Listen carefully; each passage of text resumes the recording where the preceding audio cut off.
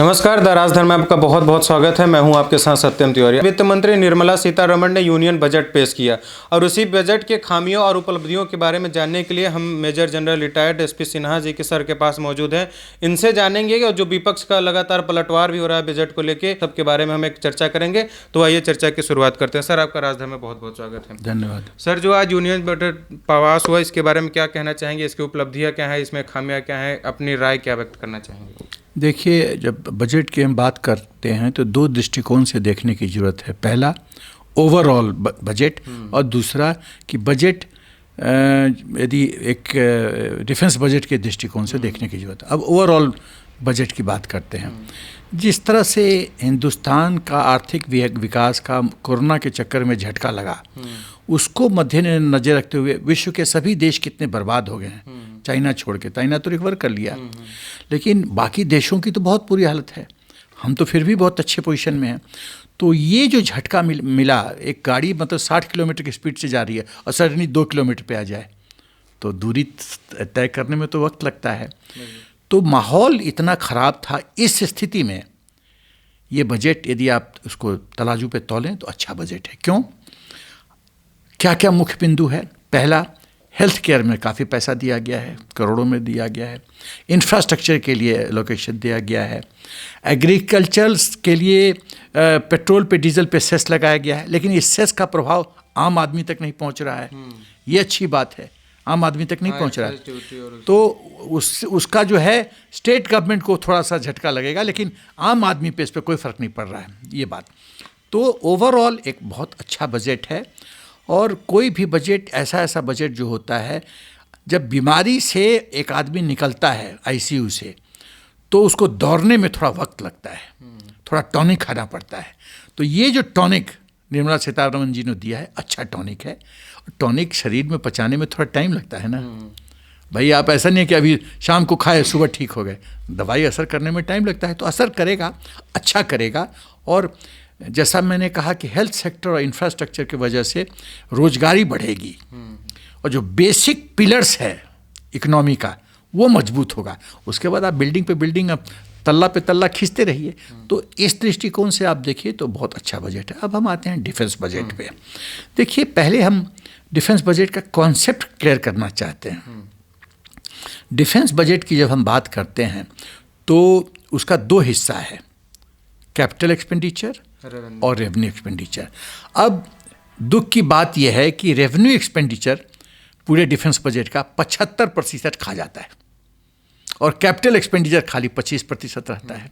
अब revenue expenditure क्या है? तो रेवेन्यू एक्सपेंडिचर जो है, आप पे allowances, salaries, ration, clothing, fuel, maintenance, ये सब चीज़ जो है ये रेवेन्यू में आ जाता है। तो ये सब तो रूटीन है। इससे जितना वैल्यू एडिशन होना चाहिए ऑपरेशनल एफिशिएंसी का, वो तो नहीं हो पाता है। कैपिटल एक्सपेंडिचर क्या है? कैपिटल एक्सपेंडिचर वो है, जैसे इक्विपमेंट खरीदना है, जो एग्जिस्टिंग इक्विपमेंट खरीदना है। मान लीजिए T90 खरीदना है, तो और रशा से खरीदना है, तो T90 आपको कैपिटल हेड से ही जाएगा। तो उससे वैल्यू एडिशन होता है। हमारे पास एक रेजिमेंट का 45 टैंक्स यदि आ गया एडिशनल, तो हमारी शक्ति बढ़ी। लेकिन एग्जिस्टिंग में जो फ्यूल में, ये सब में खर्चा हो रहा है, उससे तो शक्ति बढ़ी नहीं। हाँ, वो ऑपरेशनल है, लेकिन वैल्यू एडिशन तो कॉम्बैट स्ट्रेंथ का नहीं बढ़ा। मेजर वर्क्स हो गया, न्यू परचेजेस, कैपिटल एक्विजिशन। अब नया सबमरीन खरीदना है, मान लो नया सबमरीन रसा से लीज पे लेना है, वो तो कैपिटल हेड से जाएगा। तो जब कैपिटल हेड खाली 25% है, तो स्वाभाविक है कि जो हम ऑप्टिमाइज करना चाहते हैं अपना शक्ति, उसमें तो कष्ट होगा ना।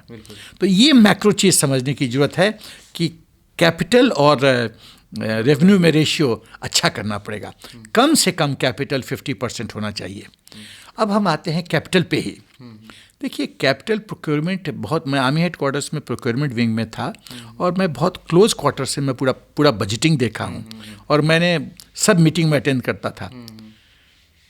FE forecast estimates, BE budget estimate, PRE preliminary revise estimates, RE revise estimates, MA modified appropriation, ये मैं सब मीटिंग खुद अटेंड करता था। तो मुझे पता है कैपिटल एक्सपेंडिचर का सबसे बड़ी समस्या है कि मान लीजिए कैपिटल इक्विजिशन की बात कर रहे हैं, मान लीजिए रफाल की बात कर रहे हैं, 22 स्टेप्स है प्रोक्योरमेंट में, उसमें वक्त लगता है।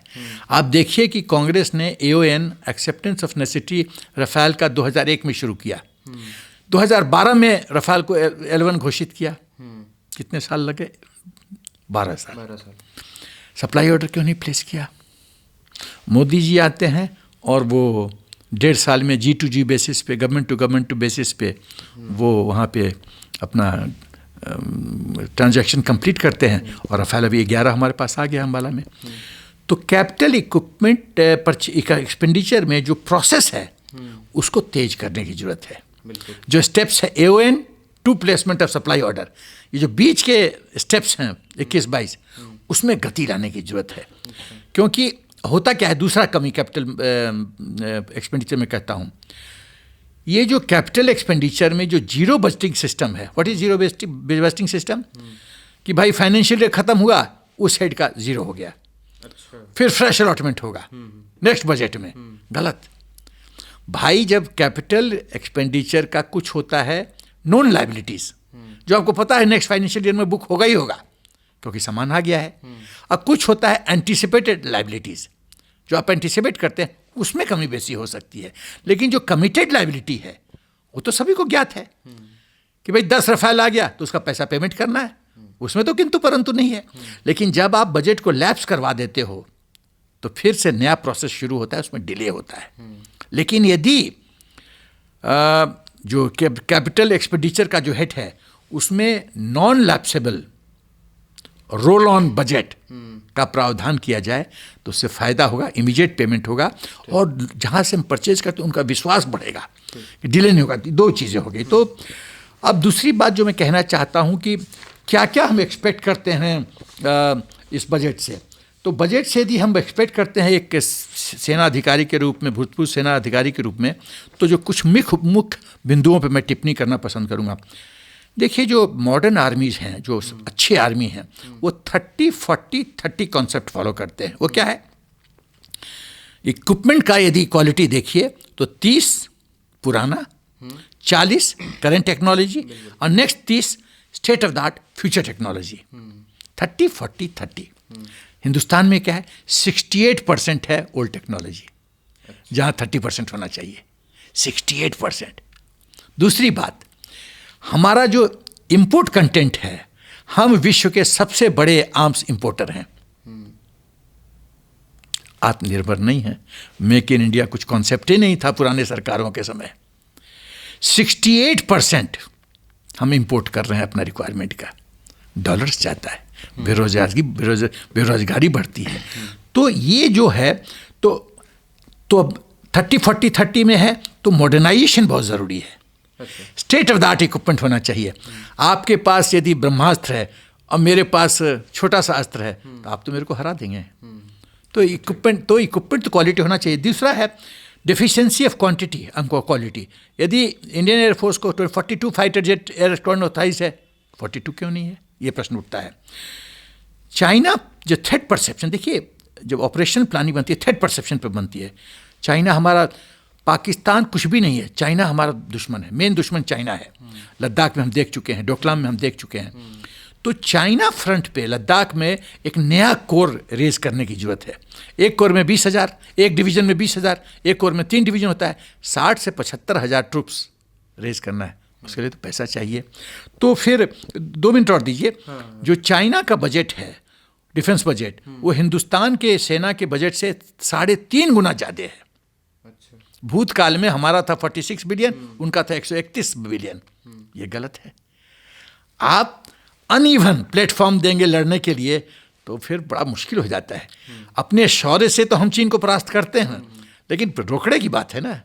पैसा आपको काबिलियत देता है खरीदने के लिए, और जैसा मैंने कहा कि इक्विपमेंट का क्वांटिटी या क्वालिटी उसमें आपको सक्षम बनाता है और आप इक्वल प्लेटफॉर्म पे लड़ते हैं। तो मेरा एक ही सुझाव, नक्सल में बाद में मैं कहना, अंत में ही कहना पसंद करूँगा कि सरकार के पास समस्या क्या है। इतनी बड़ी पॉपुलेशन है और 140 करोड़ में अभी मान लीजिए पॉपुलेशन है, 3 करोड़ खाली ITR फाइल करते हैं। कितने लोग इनकम टैक्स देते हैं? बाकी जो लोग हैं 97% जो लोग हैं वो तो खाली मलाई खाते हैं। ये पॉपुलेशन कंट्रोल करने की ज़रूरत है, क्योंकि मेजॉरिटी लोग कंट्रीब्यूट नहीं करते लेकिन मलाई खाते हैं। आज जो एडिशनल हेल्थ पे बात हो रही है, कोरोना में हमने अनुभव किया कि हॉस्पिटल में बेड नहीं है। हॉस्पिटल में खर्चा होगा ना, क्यों खर्चा होगा? पॉपुलेशन ज़्यादा है। पॉपुलेशन कंट्रोल करने की ज़रूरत है, और सरकार को चाहिए कि जो पैसा जनरेशन है, अब जैसे एग्रीकल्चर इनकम की बात कीजिए, आपको भी पता है कि लोग ब्लैक मनी को वाइट में कन्वर्ट करते थे। छत पे गमले में गोभी उगा के लोग हजारों करोड़ कन्वर्ट कर देते हैं। महाराष्ट्र का एक लीडर, मैं नाम नहीं लूँगा, बस 10,000 करोड़ कन्वर्ट हो गया। तो ये जो गोरख धंधा है, इसको बंद करने की जरूरत है। यदि 2,000 करोड़ जो डिपॉजिट हुआ था एग्रीकल्चर इनकम माफ़ी के लिए, यदि वो इकोनॉमी में आ जाता है तो जीडीपी तो 3 टाइम्स बढ़ जाएगा। फिर कुछ पर्क्स एंड प्रिविलेजेस कुछ लोगों को है, मैं नाम नहीं लूँगा नहीं तो बहुत पेट में लोगों को दर्द हो जाएगा। कुछ लोग जो पर्क्स एंड प्रिविलेजेस हैं उस पर कटौती करने की जरूरत पड़ेगी। तो ओवरऑल देखिए कि बजट अच्छा है, कंस्ट्रेंट्स के अंदर यदि बजट दिया गया है बहुत सराहनीय है। और मैं कहना चाहता हूँ कि जो 21-22 का जो डिफेंस का बजट है वो है 4,78,195 करोड़। 2020-21 में था 4,71,378 करोड़। 19-20 में था 4,31,011 करोड़। तो बढ़ता जा रहा है। ओवरऑल बहुत अच्छा बजट है। देखिए, यदि आपके पाँव में जंजीर हो, जंजीर को तोड़ के तेज गति में बढ़ने में वक्त लगता है, जो कि मोदी सरकार कर रही है।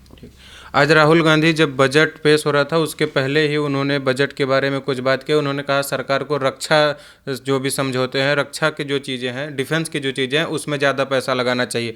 तो मैं आपसे ये समझना चाहूँगा कि जो टोटल बजट का जो रेशियो होता था वो डिफेंस के लिए आज कितना है और पुरानी सरकारों में कितना रहता है? रफली जीडीपी का मान के चलिए तो डिफेंस बजट होता है 1.75, जबकि चीन में बहुत ज़्यादा है। चीन में बहुत ज़्यादा परसेंटेज है, अमेरिका में भी बहुत ज़्यादा है, जर्मनी में भी बहुत ज़्यादा है। हम लोग का सिर्फ 1.75%, जो कि कुछ नहीं है। और ये बात जैसे मैंने कहा कि यदि चीन 131 बिलियन 200 बिलियन खर्चा कर रहा है डिफेंस पे और हम 46 से 66 बिलियन पे जा रहे हैं, तो गैप तो अभी है ना। आपके पास 10 अस्त्र है क्योंकि आपके पास पैसा है, हमारे पास 10 अस्त्र खरीदने का। आप देखिए कि रफाल 18 साल के बाद इंडियन एयरफोर्स को मिला। क्यों? उसके 2 कारण हैं।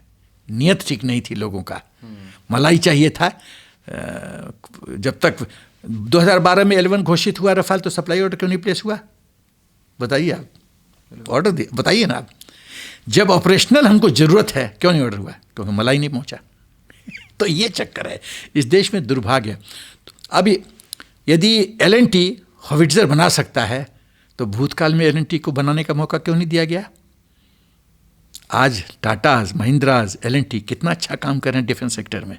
प्राइवेट सेक्टर जिम्मेदारी ले रहा है। एक और बहुत महत्वपूर्ण मैं बिंदु करना चाहता हूँ। इजराइल में नए नए स्टार्टअप्स इतना बढ़िया R&D करके और इजराइल को सशक्त करते हैं। इस देश में R&D क्या होता है? कुछ भी नहीं। तो IIT क्या कर रहा है? IIT प्रोड्यूस करता है, लड़के भाग जाते हैं अमेरिका। क्यों भागते हैं? नहीं भागने का मौका देना चाहिए। पैसा आप खर्च करते हो, काबिल आप बनाते हो, मलाई अमेरिका खाता है, ये गलत है। तो ये सब बिंदु रखते हुए R&D बहुत महत्वपूर्ण है। R&D करके, R&D होगा तो मेक इन इंडिया होगी सक्सेसफुल, आत्मनिर्भर होंगे। जो टेक्नोलॉजी हमारे पास होगा, आज HAL जो भी एयरक्राफ्ट बना रहा है तेजास, तो वो भी अब धीरे धीरे वो भी तो टक्कर दे रहा है। तो ये बहुत अच्छी बात है और सरकार बहुत अच्छा काम कर रही है कंस्ट्रेंट को रखते हुए। बट जब तक हम लोग पॉपुलेशन कंट्रोल नहीं करेंगे तो जो पैसा हमको रफाल खरीदने में खर्च करना चाहिए वो हम वेलफेयर में खर्च करते हैं। और इस डेमोक्रेसी प्रजातंत्र में ये व्यवस्था है। ठीक है। अब अंतिम प्रश्न आपसे ये लेता हूँ कि इस बार जो सबसे ज़्यादा विपक्ष सरकार पे वार कर रहा है इस बजट को लेके, वो है डिसइन्वेस्टमेंट, कि हर चीज़ बेची जा रही है, रेलवे भी बेची जा रही है, बाकी जितने भी प्राइवेट पब्लिक सेक्टर की चीज़ें हैं वो प्राइवेट हाथों में सौंपी जा रही हैं। लगातार इसके पे क्वेश्चन किया जा रहा है, क्या टिप्पणी करना चाहेंगे? देखिए, पहली बात तो मेरा ख्याल है, देखिए हिंदुस्तान के अपोजिशन का जो कांग्रेस हुआ ऐसे हैं, इनका सिर्फ और सिर्फ काम है निंदा करना। एक चीज़ बताइए, मैं किसी मनुष्य में या किसी संस्था में सब बुराई होती है क्या? कुछ तो अच्छाई होगी ना। किसी अपोजिशन के लीडर ने मोदी जी की एक बिंदु पे कभी तारीफ किया है? हर एक चीज़ में नेगेटिव, नकारात्मक, हर एक चीज़ में नकारात्मक। ये क्या संभव है कि एक मनुष्य में सब बुरे गुण है, कोई अच्छा गुण है ही नहीं? तो इसका मतलब है सोच में, दृष्टिकोण में खराबी है। दृष्टिकोण और सोच खराब है, पहली बात। दूसरी बात जो मैं कहना चाहता हूँ कि जो बोल रहे हैं कि डिसइन्वेस्टमेंट में इनको कष्ट हो रहा है, एक चीज़ बताइए, जो गाय दूध नहीं देती है वो गाय को रखते हैं आप गांव में? बिल्कुल। हमारा तो विलेज बैकग्राउंड है, गांव में तो नहीं रखते। गांव के कितना दिन रखेंगे, और रखे भी तो खुश होकर तो नहीं रखते हैं। तो जो लॉस मेकिंग यूनिट है, जिससे एक्सचेकर पे बुरा असर पड़ रहा है, जिससे हमारा वैल्यूएबल पैसा, जो पैसा रफाल पे जाना चाहिए, इक्विपमेंट पे जाना चाहिए, इंफ्रास्ट्रक्चर पे जाना चाहिए, मॉडर्नाइजेशन पे जाना चाहिए सेना का, वो पैसा ये लोग खा जाते हैं, लॉस हो जाता है। 100% इनकम है, 20% ये लॉस खा गए। अब एयर इंडिया लॉस कर रही है। देखिए, जो जिसका काम है उसको करना चाहिए। सरकार का काम है गवर्नेंस, सरकार को गवर्नेंस करना चाहिए। बिजनेस, कॉमर्स, ये प्राइवेट सेक्टर का काम है, उसको करने दीजिए। चेक्स एंड बैलेंसेस रखिए। सरकार चेक्स एंड बैलेंसेस रख सकती है कि आप पाथ से थोड़ा डेविएट किए, रुको रुको, इस रास्ते पे आ जाओ, बढ़िया है। तो गवर्नेंस, और वही सरकार करी। मोदी जी का क्या है? Minimum governance, maximum efficiency. ये मोदी जी का प्रिंसिपल है, बहुत बहुत अच्छा। तो मेरा ख्याल है, देखिए, लोग खाली क्रिटिसिज्म फॉर क्रिटिसिज्म से करते हैं, ये निंदक के लिए खाली करते हैं, उनमें कोई तथ्य नहीं है, खाली हवा में बात करते हैं। अभी राहुल गांधी का बात कीजिए, रफाल का क्या किया? कभी 530 करोड़, कभी 650 करोड़, नया स्टेशन अहमदाबाद में कोई और फिगर, दूसरे जगह कोई और फिगर। भाई, इस तरह से सट्टेबाजी से नहीं नेतागिरी होगी ना, सट्टेबाजी से नौकरी होती है, ऐसे नेतागिरी होती है, नहीं चलेगा।